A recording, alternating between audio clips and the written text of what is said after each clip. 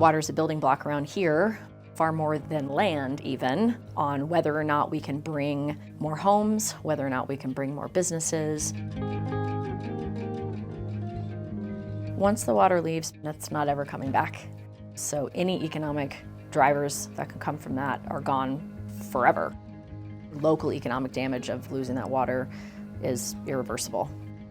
What we're seeing here in northeastern Colorado is a trend where those from outside of our region, those in the Denver metro area, have eyes on the water supplies and the systems that we have spent so much time and energy investing in and developing.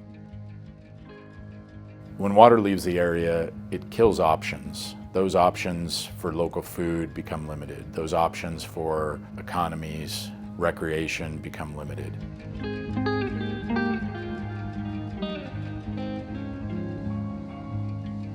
I think water preservation efforts for this region start with developing a culture within our area that it's not acceptable for water to leave the region and go to other areas where it is used to generate wealth, generate opportunity, that we do want to maintain what's special about northeastern Colorado, that we will look out for each other, and then we can take action.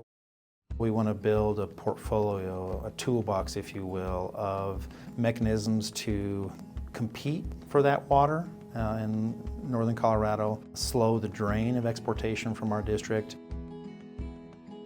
As large water projects that were being planned and developed in the 70s, 80s, and 90s failed to come to fruition, we saw those in the Denver metro area still needing to meet their growing water demands, and they increasingly turned to northeastern Colorado as a source of supply, and we see a target placed squarely on irrigated agriculture.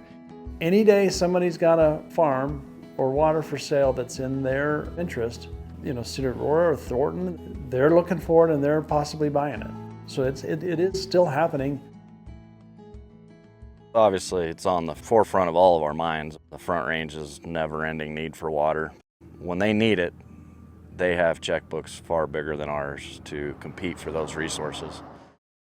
This creates challenges with farmers. It also creates challenges for our emerging communities in northern Colorado because they also face challenges in competing with the financial and political resources of areas surrounding Denver proper.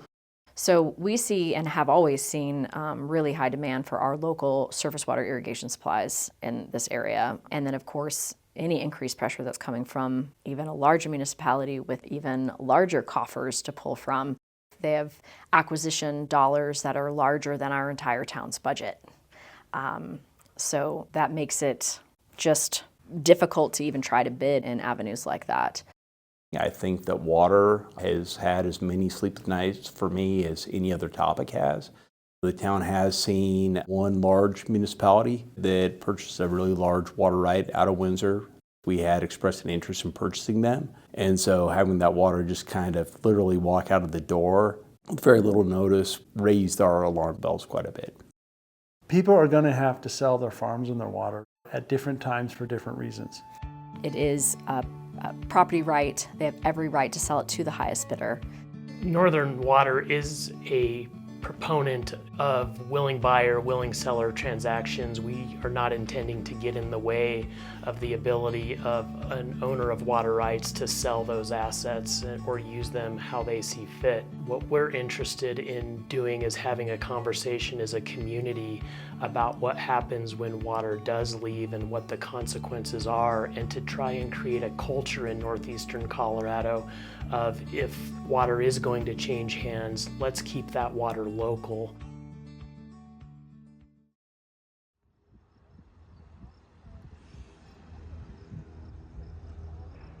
I think as a region, if we have concluded that water is a key ingredient to sustain the quality of life and the different experiences we want, whether that be local food or recreation, ecosystems, one way to try to address that is to compete. If it is a free market with a willing seller and a willing buyer, and we're not willing to buy, then I think we are deciding as a region that we're sacrificing our water supply for others' benefit.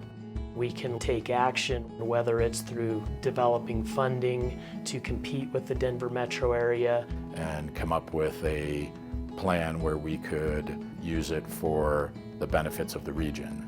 whether it's looking at water sharing programs or some other ways that we can more responsibly manage water and keep it local. Retiming projects, things like that. While I think we'll always keep a leery eye on the Front Range and the cities, I think we have to collaborate, we have to work together. And if we can do that and keep the water, then that helps us in a couple ways. You know, A, it might stay in the ditch longer for those other shareholders that haven't sold, right? That are still using that water for what they need.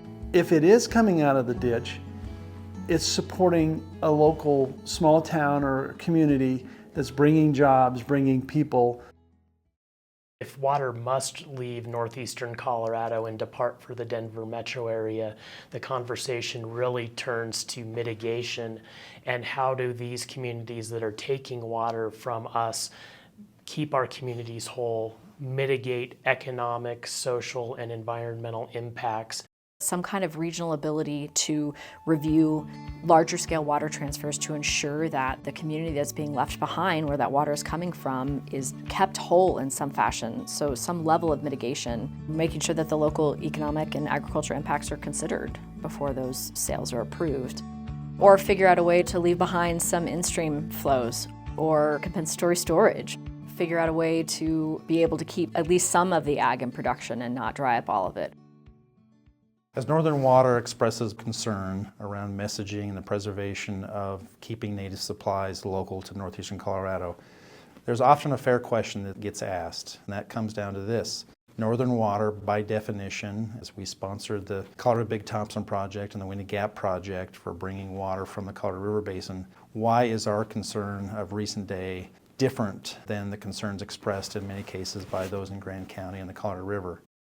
There's a couple key distinctions that I would point to. First of all, in the 30s, there was a lot of water that was unspoken for in the Colorado River Basin.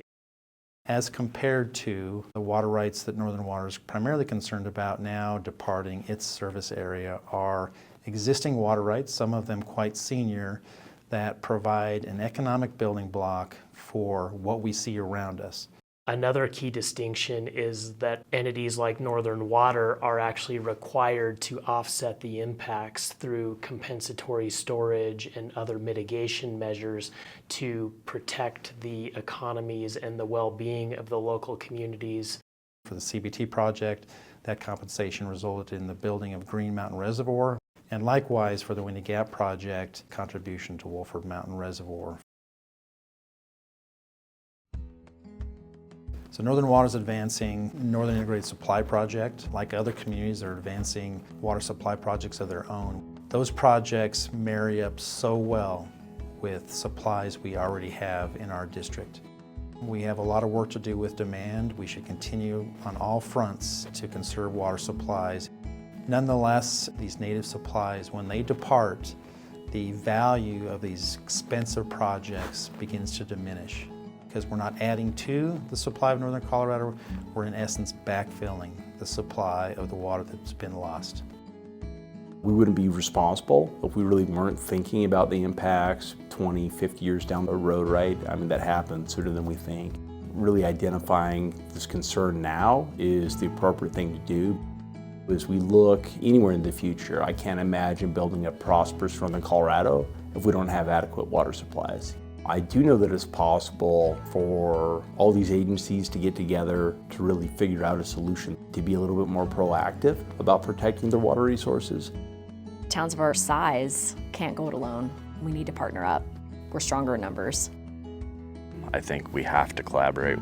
If you take the water out of Morgan County and you dry up farms, feedlots, dairies, these towns dry up. Take away our water and we go away.